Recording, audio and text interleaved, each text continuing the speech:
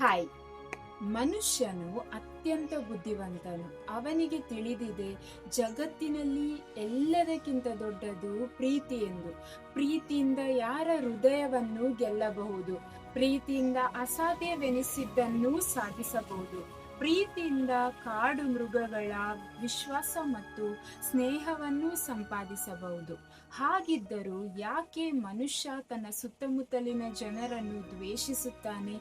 ಯಾಕೆ ಸಣ್ಣ ಪುಟ್ಟ ಕಾರಣಗಳನ್ನು ಹಿಡಿದುಕೊಂಡು ಜಗಳ, ಭಿನ್ನಾಭಿಪ್ರಾಯ ಮತ್ತು ವೈಮನಸ್ಸಿನಿಂದ ಬದುಕುತ್ತಾನೆ? ಯಾಕೆ ಅಹಂಕಾರ, ಅಸೂಯೆ ಮತ್ತು ಸ್ವಾರ್ಥಕ್ಕೆ ತನ್ನ ಮನಸ್ಸನ್ನು ಒಪ್ಪಿಸಿಕೊಂಡಿದ್ದಾನೆ? ಬಹುಶಃ ಅವನು ಒಂದು ಸತ್ಯವನ್ನು ಮರೆತಿರಬಹುದು. ಪ್ರೀತಿಯೇ ದೇವರು. ಪ್ರೀತಿ ಇರುವಲ್ಲಿ ಶಾಂತಿ ಇರುತ್ತದೆ. ಪ್ರೀತಿ ಇರುವಲ್ಲಿ ಕ್ಷಮೆ ಇರುತ್ತದೆ.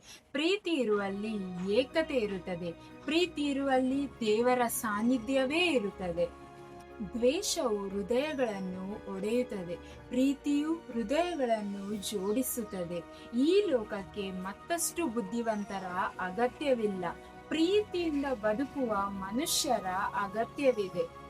ಯಾಕಂದ್ರೆ ಕೊನೆಯಲ್ಲಿ ಈ ಜಗತ್ತನ್ನು ಬದಲಾಯಿಸುವುದು ಶಕ್ತಿಯಲ್ಲ, ನಿಷ್ಕಪಟವಾದ ಪ್ರೀತಿಯೇ. ಏನಂತೀರಾ? ಖುಷಿಯಾಗಿರಿ.